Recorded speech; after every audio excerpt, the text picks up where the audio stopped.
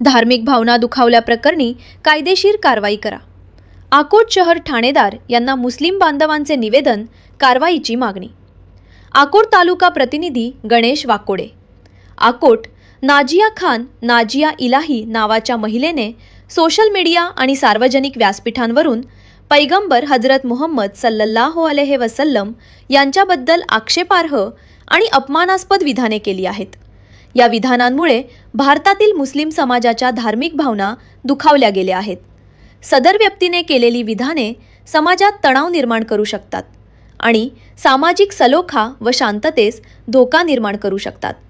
अशा विधानांमुळे असंतोष पसरू शकतो आणि कायदा व सुव्यवस्थेचा प्रश्न निर्माण होऊ शकतो. त्यामुळे अशा कृतींना वेळीच आळा घालणे आवश्यक आहे. करिता अकोट मुस्लिम बांधवांच्या वतीने अकोट शहर ठाणेदार यांना निवेदन सादर करण्यात आले असून या प्रकरणाची सखोल चौकशी करावी आणि संबंधित व्यक्तीवर कायद्यानुसार त्वरित कठोर कारवाई करावी अशी मागणी करण्यात आली आहे. यामुळे जेणेकरून भविष्यात कोणीही धार्मिक भावना दुखावण्याचे किंवा समाजात द्वेष व अशांतता पसरवण्याचे धाडस करणार नाही. सादर निवेदन हे संपूर्ण मुस्लिम समाजाच्या वतीने सादर करण्यात आले आहे. निवेदन देतेवेळी आरिफ शाह हन्नान शाह, अध्यक्ष अकोट शहर यांच्या नेतृत्वाखाली मुस्लिम बांधवांनी दिले आहे. गणेश वाकोडे, अकोट प्रतिनिधी.